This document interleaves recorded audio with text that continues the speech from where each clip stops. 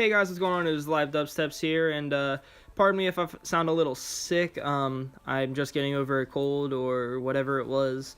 And in this video, we're going to be talking about Infinite Warfare and my opinion on it overall. And I know there's been a lot of opinion videos. I've said that in the last one.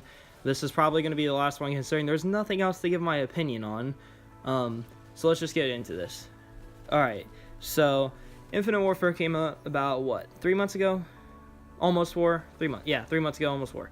And a lot of people at the time when it came out were on the whole infinite dislikes train, and that it got so many dislikes on its first trailers and whatever.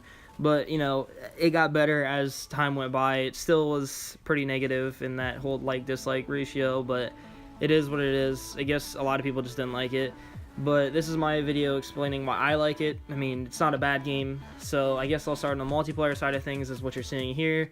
A lot of people think the multiplayer is just basically a reskin of Black Ops 3, and I don't think it's 100% like every game's never a reskin like everyone thinks Call of Duty is. It's really not. There's a few more things.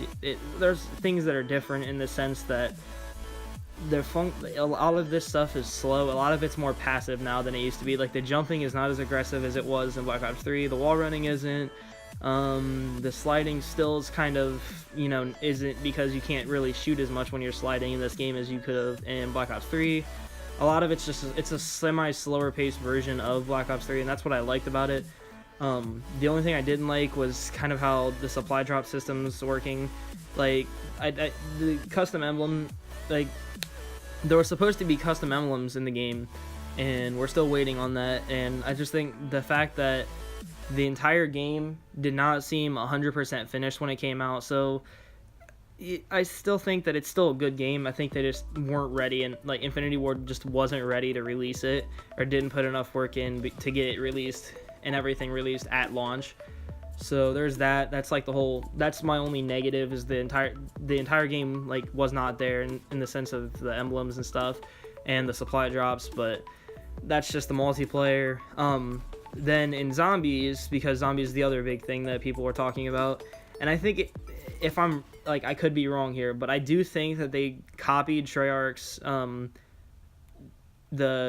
am I thinking? Oh, the engine, how zombies works, because of the AI tracking and like the damage output from certain weapons, and it really does feel like Treyarch Zombies, maybe a little faster paced, but I think it's more team based in the sense that in the first map, there are doors that it depends on how many players are in your game, and if you have 4 players, say it costs $4,000, that's an exaggeration, but it makes sure that everyone has to put a certain amount of money in, or one person can put so much in to open the door, which I think they tried to make it more team based. Clearly, I think that was their goal.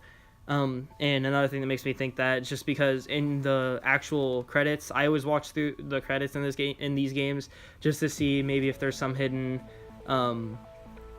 secrets, and that if you watch the credits all the way through in this, the Treyarch emblem does show up, and they credit Treyarch, and I think it says for zombies. I could be wrong, but I do know that the Treyarch symbol is there, so I think that's why they're in the credits.